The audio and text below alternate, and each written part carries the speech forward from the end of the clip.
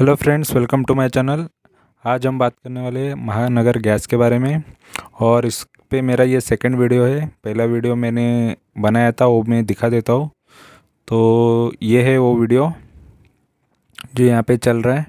ठीक है, तो महानगर गैस, इस पे ये मेरा सेकंड वीडियो है। और ये मैंने पहले 5 दिसंबर को डाला था, 5 दिसंबर 2021 में। ठीक है, 2-2.5 महीना हो गया। और तभी से ये शेयर में क्या उछाल, क्या चीज़ें हुई है, ये सारी चीज़ें हम डिस्कस करेंगे। अभी तक ये 284 लोगों ने देखा है। और चैनल नया होने की वजह से ज़्यादा लोगों तक पहुंचते नहीं है। 8 लोगों को पसंद आया है। तो इसमें जो भी डिटेल मैंने दी थी वो मैं कंप्लीट बता दूंगा, जो नए व्यूअर है और जो पुराने व्यूअर है और जिन्होंने ये वीडियो देखा है मेरा पहले वाला। तो उसमें क्यों अप एंड डाउन आए, अभी तक प्राइस क्या चल रहा है और क्यों है, ये सारी चीज़ें मैं आपको डिटेल में बताने वाला हूँ। ठीक है, और यहाँ पर जो नए हैं उनको मैं ये बता देता हूँ, कंपनी के बारे में फिर से डिटेल दे देता हूँ। ठीक है, तो महानगर gas limited is a Indian natural gas company है, डिस्ट्रीब्यूशन कंपनी है और इनकॉर्पोरेटेड ऑन 8 मई 1995। तो 1995 8 मई से ये कंपनी स्टार्टेड है। और इस ये MGL नाम से, मतलब महानगर गैस लिमिटेड नाम से ये चलती है। Is a enterprise of GAIL limited. तो गेल की है, जो गेल बड़ी कंपनी है उसके अंदर में ये महानगर गैस भी आता है। ठीक है, और ये एंड गवर्नमेंट ऑफ महाराष्ट्र के अंडर में ये कंपनी है। ठीक है, और इसका और भी ज़्यादा विकिपीडिया है, आप चाहिए तो पढ़ सकते हो। जितना डिटेल आपको पढ़ना है उसके बारे में, शेयर के बारे में पढ़ सकते हो। ठीक है, और अभी इसका प्राइस चल रहा है 767 का। NSE का प्राइस यहाँ पे बताया है। और यहाँ पे ऑनर इसका गेल है। 32% का ओनरशिप है गेल का इसमें, महानगर गैस में। ठीक है, और ये फाउंडेड 1995 हमने यहाँ पर देख लिया। इसका रेवेन्यू देखो 3,500 करोड़ का है, 3,300 करोड़ का रेवेन्यू बता रहा है। ये 2019-20 का है। एम्प्लॉयज़, टोटल एम्प्लॉयज़ यहाँ पे 493 एम्प्लॉयज़ बता रहे हैं। और नेट इनकम इसका 791 करोड़ का नेट इनकम बता रहा है। तो ये सारी हम चीज़ें देखेंगे, इसके फाइनेंशियल देखेंगे, इसका चार्ट देखेंगे, तो किस तरीके से परफॉर्म कर रहा है ये शेयर, ये सारी चीज़ें हम डिटेल देखेंगे। बट उसके पहले मैं थोड़ा आपको कंपनी का थोड़ा और डिटेल दिखा देता हूँ, इसका वेबसाइट दिखा देता हूँ। तो ये है इसका वेबसाइट, जहाँ पर आप देख सकते हो ये वेस्ट प्रोसेसिंग भी करता है, जिससे वेस्ट से ये गैस वगैरह बना के आपको प्रोवाइड करता है, सर्विसेज देता है। ठीक है, और ये वेस्ट कलेक्शन होता है, फिर उसके बाद उसको एनर्जी में कन्वर्ट करके यूज़ किया जाता है। ठीक है, तो ये बायोगैस बनाया जाता है इससे। और इसके बारे में यहाँ पर दिखाया भी है। ठीक है, तो पूरा इन्फॉर्मेशन दिया है, आप चाहिए तो पूरा पढ़ सकते हो इसमें जो भी डिटेल है। और ये सारी चीज़ें गेल के अंदर आती है, गेल कंपनी के अंदर।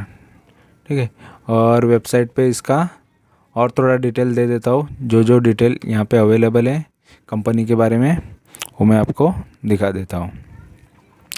तो यहाँ पर ज़्यादा ये वेबसाइट पे, यहाँ पर है वेबसाइट पे क्लिक करने के लिए।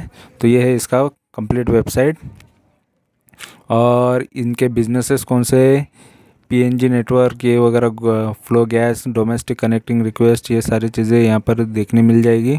ठीक है, इसका पेमेंट कैसा करना है, क्या करना है, ये सारी चीज़ें यहाँ पर बताई गई है। CNG का जो पेमेंट करना है, गैस का पेमेंट करना है, तो यहाँ पर पूरी डिटेल है। ठीक है, ये यहाँ पे बाटला वगैरह बता रहे हैं। तो इनका ये वेबसाइट है, और वेबसाइट कैसा दिख रहा है ये भी मैं आपको दिखा दे रहा हूँ। और बाकी जो भी चीज़ें हैं यहाँ पर डिटेल हाईलाइट हो रही है।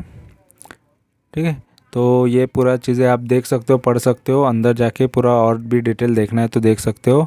तो पे स्मार्ट MGL कार्ड भी है इनका, जो यूज़ हो सकता है, जहाँ पर इनके CNG स्टेशंस रहेंगे, गैस स्टेशन रहेंगे, वहाँ पर वो कार्ड भी यूज़ कर सकते हैं। तो उस टाइप का भी इनका सर्विसेज है।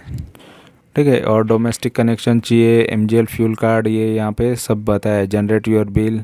तो ये इस तरीके का इनका वेबसाइट है। और यहाँ पर बिजनेस है, हेल्थ सेफ्टी एनवायरनमेंट के बारे में भी है, पार्टनर्स कौन है, ये सारी चीज़ें यहाँ पर बताई गई है। ठीक है, तो वेबसाइट का भी हमने विज़िट कर लिया है। अभी इसका शेयर देखते हैं, शेयर कैसा है। तो यहाँ हम मनी कंट्रोल पे इसका शेयर देखेंगे और ये NSE BSE फ्यूचर ऑप्शन सब जगह ये अवेलेबल है, तो जहाँ से आपको ट्रेड करना है कर सकते हो। और फिलहाल ये एग्जैक्टली पूरा 52 वीक लो पर ही बैठा है। 763 का इसका लो है और 768 का प्राइस है इसका 18 फरवरी का। ठीक है, ये फ्राइडे 18 फरवरी का ये प्राइस है और 1284 का इसका हाई था। तो हाई से देखो लगभग कितने पॉइंट्स गिरे, 500 पॉइंट्स तो गिर चुका है ये, 500 से ज़्यादा।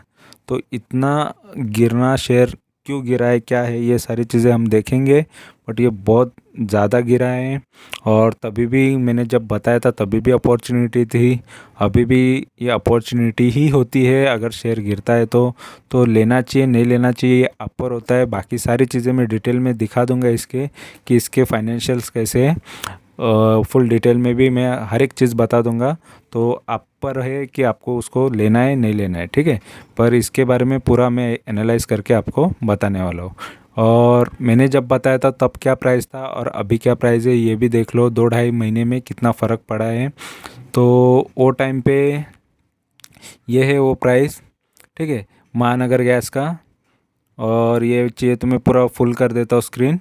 और यहाँ पर आप देख सकते हो 917 का प्राइस था, अभी 765 तक गया है। तो इतना नीचे डाउन आ गया है ये, मतलब लगभग ये 200 पॉइंट से भी नीचे, 150 पॉइंट है, 200 नहीं है, 150 पॉइंट नीचे आ चुका है। ठीक है, तो 150 पॉइंट नीचे आना भी बहुत बड़ी बात है, लेकिन फिर भी मैं इसको अपॉर्चुनिटी ही देखता हूँ। देखो तभी भी हाई वही था, तो हाई से बहुत, और वो तभी भी लो के आसपास ही था जब मैंने बताया था। बट उसके बाद भी शेयर गिर जाता है कि लो के बाद भी और भी गिरा। लेकिन वो टाइम पे देखो क्या बता रहा था, ये भी चीज़ मैं आपको दिखा रहा हूँ। 7 स्ट्रेंथ है, 4 वीकनेसेस है और अपॉर्चुनिटी एक था और थ्रेट कुछ भी नहीं था। जब मैं ये वीडियो 3 दिसंबर को डाला था तब की बात है, ठीक है। 3 दिसंबर का डाला नहीं है, 3 दिसंबर को रिकॉर्ड किया था। तो 3 दिसंबर का जब ये प्राइस था तब ये तभी इसमें स्ट्रेंथ अच्छी थी, वीकनेसेस कम था और अपॉर्चुनिटी भी ज़्यादा था। तो देखो जो डेटा सामने है वही मैं चीज़ें बता रहा हूँ, कोई फेक चीज़ें यहाँ पे नहीं बताता, ठीक है। तो यही सेम चीज़ यहाँ पर मैं आपको दिखा रहा हूँ।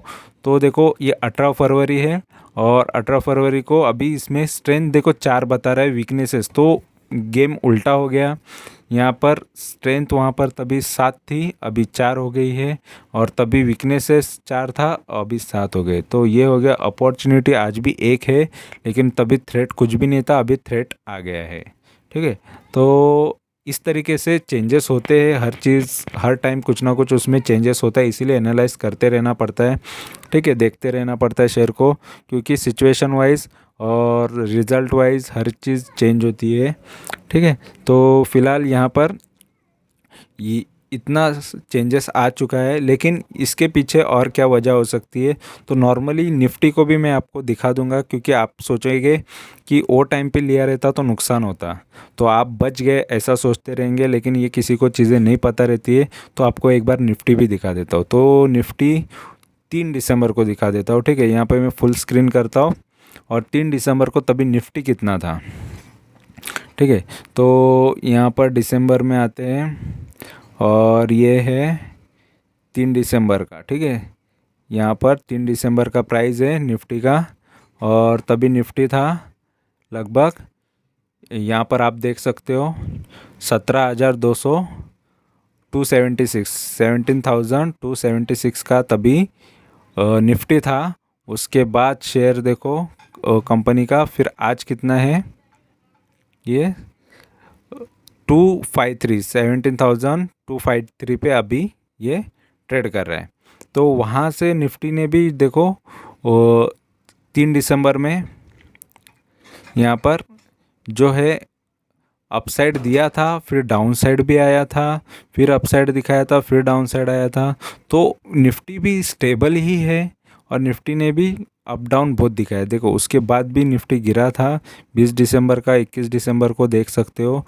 तो इसी तरीके से इसमें भी वही चीज़ होती है कि शेयर में भी उछाल और आता ही है, गिरता भी है। तो शेयर देखो निफ्टी जिस तरीके से अप था, तभी इसका मैं चार्ट भी दिखा दूंगा, तभी वो भी अप ही होगा, ठीक है। और बाकी सारी चीज़ें इसके फाइनेंशियल पे डिपेंड होते हैं, ठीक है।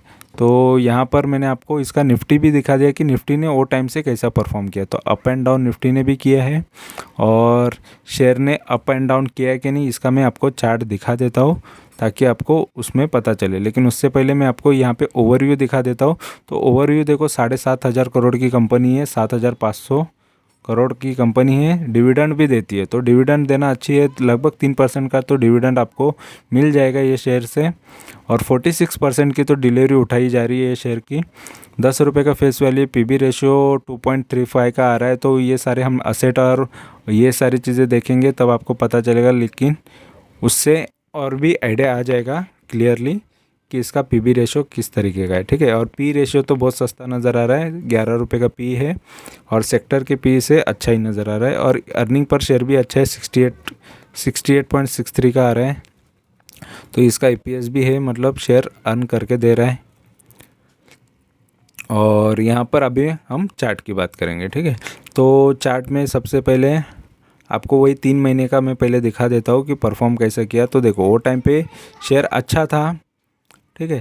तो 937 का लो से ये देखो गिरते गिरते गिरते आया है, ठीक है। थोड़ा सा अप गया था, फिर डाउन आया, फिर अप डाउन करते अभी ये डाउन साइड ही है। तो 3 महीने में इस तरीके से किया। लेकिन जब मैंने लिया था वो टाइम में कैसा इसने ये किया, देखो 3 तारीख से इसने थोड़ा डाउन दिखाया, जैसे निफ्टी ने दिखाया, फिर अप दिखाया, फिर डाउन दिखाया, फिर यहाँ पे अप साइड दिखाया, तो फिर डाउन दिखाया। तो ये चीज़ होती रहती है, ठीक है। और ऑलरेडी शेयर्स ज़्यादा वॉलेटाइल होते हैं निफ्टी से भी, क्योंकि शेयर में बहुत बड़े इन्वेस्टर्स होते हैं जो माल बेच देते तो पूरा शेयर गिर सकता है, ठीक है।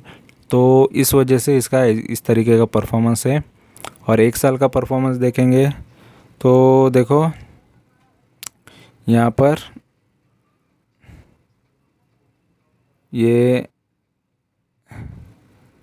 यहाँ पर 1129 का इसका लो था, ठीक है। और तभी का डिविडेंड भी है, 9 रुपये का डिविडेंड भी दिया था इसने फरवरी में, ठीक है। डिविडेंड देने के बाद फिर उसके बाद थोड़ा बहुत शेयर ऊपर गया, नीचे, फिर ऊपर, फिर नीचे, फिर और एक बार डिविडेंड दिया 14 रुपये का, फिर बाद में अभी भी डिविडेंड दिया 9.5 रुपये का। तो कंपनी डिविडेंड बहुत अच्छा देती रहती है। तो जितने ज़्यादा शेयर्स होंगे उतने डिविडेंड मिलेंगे और आपको कोई टेंशन नहीं रहेगा कि डिविडेंड आ रहा है, तो आपका उतना तो इन्वेस्टमेंट निकल जाता है, ठीक है। और बाकी बाद में तो ग्रोथ होता ही है, क्योंकि डाउन साइड ये टेम्परेरी होता है और अप साइड ये परमानेंट होता है किसी भी शेयर के लिए, अगर कंपनी अच्छी है तो या मार्केट अच्छा है तो, ठीक है। और ये 5 साल का अगर चार्ट देखेंगे तो 5 साल में देखो कंपनी का ग्रोथ किस तरीके का है।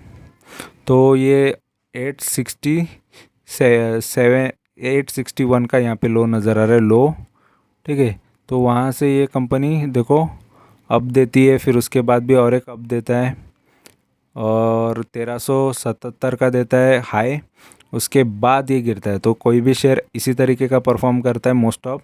तो देखो ये अप एंड डाउन होते हैं, इसीलिए मैं स्विंग करना ज़्यादा पसंद करता हूँ, क्योंकि सही टाइम पे निकलो, फिर बाद में शेयर क्या पता गिर जाए, फिर नीचे आने के बाद फिर ले लो, फिर क्या पता फिर से गिर जाए, फिर गिरने के बाद फिर ले लो, फिर क्या पता गिर जाएगा, फिर से ले लो, ठीक है। फिर ये अप एंड डाउन करने की वजह से ही शेयर में मैं ज़्यादातर स्विंग करता हूँ और शेयर ले लेता हूँ, ठीक है। क्योंकि 5 साल में देखो ये शेयर ने कैसा परफॉर्म किया।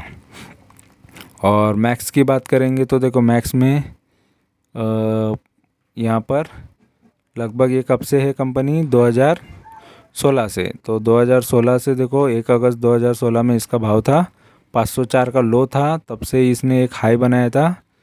तो 1377 वाला वही हाई है 17 नवंबर को, 1 नवंबर 2017 को। फिर वहाँ से ये गिरा, फिर अपसाइड, फिर डाउन साइड, फिर अपसाइड, फिर डाउन साइड आया। तो ये मैक्स में भी उसी तरीके से परफॉर्म किया है। स्टार्टिंग ने इसमें अच्छा खासा रिटर्न दे दिया, 2-2.5 गुना तो रिटर्न स्टार्टिंग में ही दे दिया था। उसके बाद बहुत अप एंड डाउन किया ये शेयर ने, ठीक है। और उसके बाद हम बात करेंगे इसके प्राइस परफॉर्मेंस की 1 वीक की। तो 1 वीक में ये 3.81 है, 1 मंथ में 11.5% है, 3 महीने में 20% है, YTD का 10-11% है, 1 ईयर का 34% है और 3 साल का 10% है। ये सारी चीज़ें माइनस में है, ठीक है। तो इतना ये माइनस में इसने रिटर्न दिया है, नेगेटिव रिटर्न दिया है, तो सारी चीज़ें नेगेटिव ही है 3 साल से। और फिर भी मेरा मत मानो, चलो आप मेरे को नहीं मानते हो, मेरा चैनल नया है, मुझे इतना आप मेरे पे ट्रस्ट नहीं करते हो, लेकिन फिर भी देखो 17 फरवरी को शेर खान ने इसका 1000 रुपये का टारगेट दिया है, ठीक है। शेर खान को तो मानते रहोगे तो देख लेना कि ये 1000 रुपये होता है नहीं होता है, ठीक है। तो और चलो इनका भी 15 फरवरी का ICICI डायरेक्ट ने भी इसको बोला है 885 जाएगा, तो इसके लिए आप होल्ड कर सकते हो। और ये कौन, प्रभुदास लीलाधर, इन्होंने भी 15 फरवरी को दिया है टारगेट 1187 हो सकता है, 1187, ठीक है। तो बड़े बड़े जो इन्वेस्टर्स है देखो, उनसे पहले मैंने रिकमेंडेशन दिया था, ठीक है, फिर भी आज भी मैं उसमें बाइंग करता हूँ, ठीक है। और जब भी शेयर गिर जाता है तो देखो नॉर्मली मार्केट ही कम्प्लीटली 1-2 महीने से गिरा हुआ है, ठीक है, फिर भी वो शेयर में हमको प्रॉफिट हो ही जाता है, ठीक है। और ऑलरेडी मैं प्रॉफिटेबल हूँ, मैं मेरे सारे वीडियो आपको दिखा सकता हूँ, आप देख सकते हो, मेरे चैनल को सब्सक्राइब करके देख सकते हो, सारी चीज़ें आपको वहाँ पर पता चल जाएगी। और यहाँ पर भी देखो फॉरम इसके बारे में 100% बाय करने का रिकमेंडेशन दे रहा है, तो बहुत अच्छा शेयर है, इसलिए लोग बाय करने का बता रहे हैं, ठीक है। 799 पे इन्होंने रिकमेंडेशन दिया है ICICI ने, और 885 जाएगा ऐसा बोल रहा है, ठीक है। और यहाँ पे 793 पे इन्होंने शेर खान ने बाय करने बोला और 1000 रुपये जाएगा ऐसा बता रहा है। और इन्होंने 997 पे रिकमेंडेशन दिया था, देखो 27 अक्टूबर को। प्रभुदास लीलाधर इन्होंने 27 अक्टूबर का दिया था और मैंने दिया था 3 दिसंबर को। तो मैंने दिसंबर में दिया था, तो उनके रिकमेंडेशन के बाद मैंने दिया था, और मैंने जब 900 का रेंज था तब दिया था, ठीक है। तब से भी गिरा ही है, और इन्होंने दिया तब से भी गिरा है, लेकिन इनके टारगेट बड़े हैं और मेरे टारगेट तो नॉर्मली कम ही होते हैं, 20-21% के होते हैं, ठीक है। मोतीलाल ओसवाल ने भी देखो 27 अक्टूबर को दिया था, लेकिन उसके बाद मैंने दिया था रिकमेंडेशन जब ये प्राइस और गिरा था, तो इनके भी टारगेट अचीव नहीं हुए, लेकिन ये अचीव हो जाएंगे, इतना कोई डरने की बात नहीं, कंपनी अच्छी है। लेकिन देखो घाई नहीं करना है, तो हो जाते हैं टारगेट्स, हो जाते हैं, शेयर गिरता है तो तभी अपॉर्चुनिटी आती है, तभी और ख़रीदना रहता है, तो ही आप प्रॉफिटेबल हो सकते हो। इसके फाइनेंशियल देख लेते थोड़ा, यहाँ पर थोड़ा शॉर्ट में देख लेते हैं, फिर हम इसका कंप्लीट देखेंगे। तो चार्ट देख लेंगे, उससे आपको आइडिया आ जाएगा, इसका ग्राफ देखेंगे। तो नेट रेवेन्यू देखो 2033 करोड़ का कर रही थी 2017 में, फिर 2233 करोड़ का 2018 में, फिर 2019 में 791 करोड़ का करने लगी, और 2020 में 2972 का करने लगी, फिर यहाँ पे 2021 में कम हो गया, 2152 करोड़ का यहाँ पर रेवेन्यू जनरेट करने लगी, ठीक है। और नेट प्रॉफिट की बात करेंगे 2017 में 393 करोड़ का प्रॉफिट था, फिर से 477 का प्रॉफिट था, फिर 546 करोड़ का प्रॉफिट हुआ, फिर 793 करोड़ का प्रॉफिट हुआ, फिर 619 करोड़ का प्रॉफिट हुआ, ठीक है। तो इस तरीके का प्रॉफिटेबिलिटी भी है।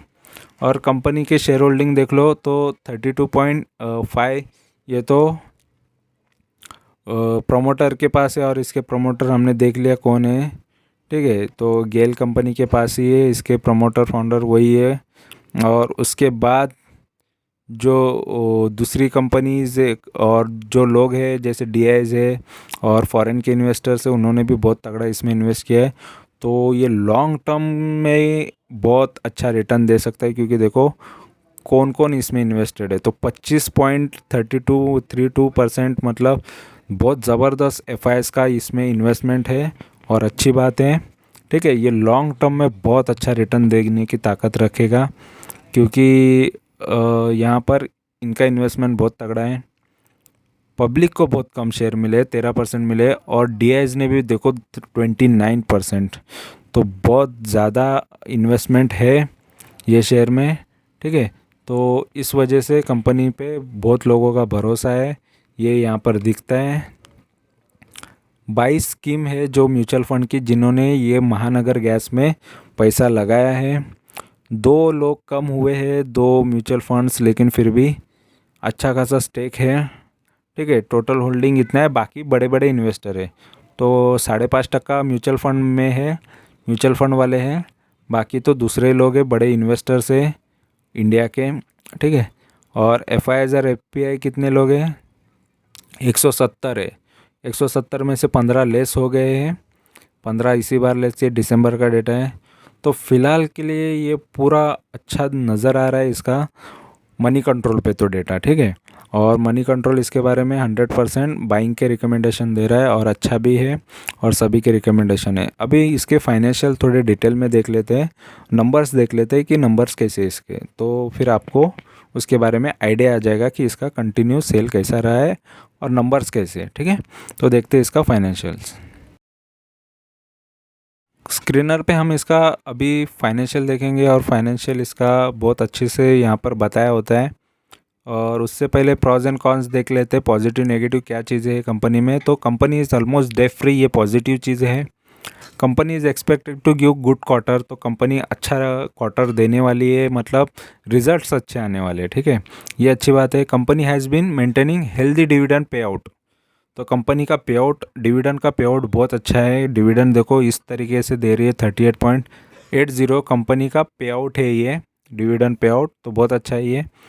और कॉन्स में नेगेटिव चीज़ें क्या बता रहा है, तो the company has deliver poor sales growth, बहुत ख़राब सेल्स ग्रोथ है, 1% भी नहीं है, 5 साल से 1% भी नहीं बढ़ रहा है, तो सेल्स ग्रोथ बहुत ख़राब है, इस वजह से शेयर दबा हुआ है। समझ में आ गया आपको, मेन चीज़ ये है।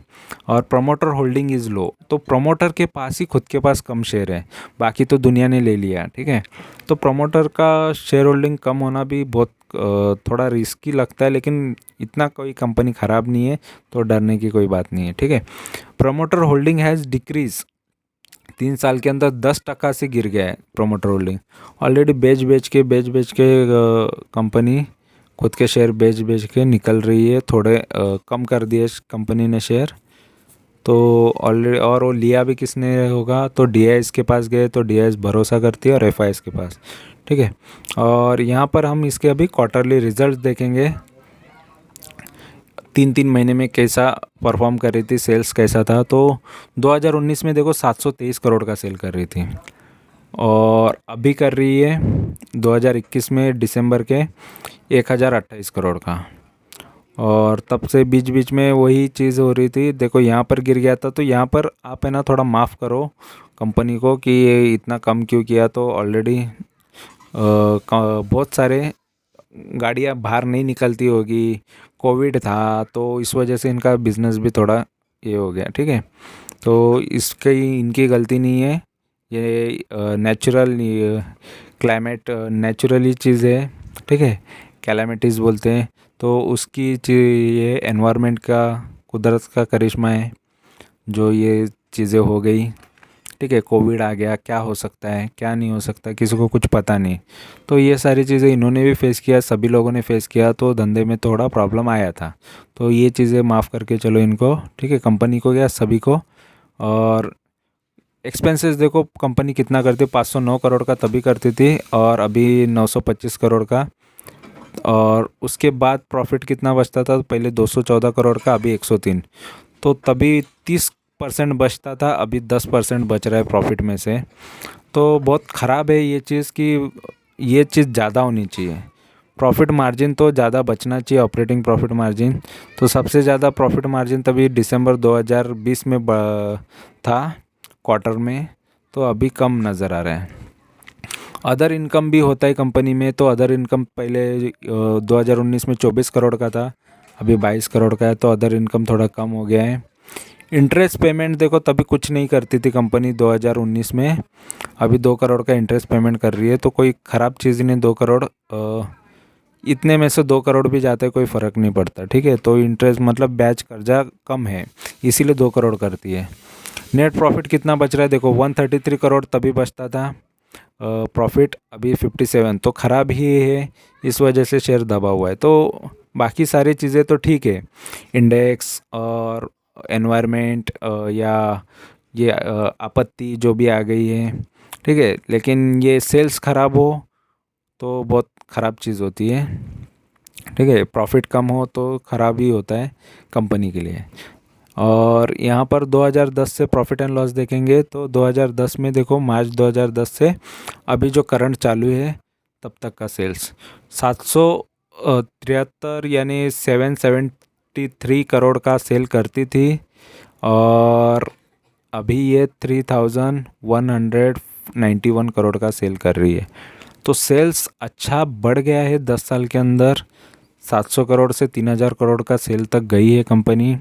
तभी 495 का खर्चा करती थी, एक्सपेंसेस था, और अभी 2166 का खर्चा कर रही है। ऑपरेटिंग प्रॉफिट तभी देखो 277 करोड़ बचता था, अभी प्रॉफिट देखो ऑपरेटिंग प्रॉफिट 1025 करोड़ का।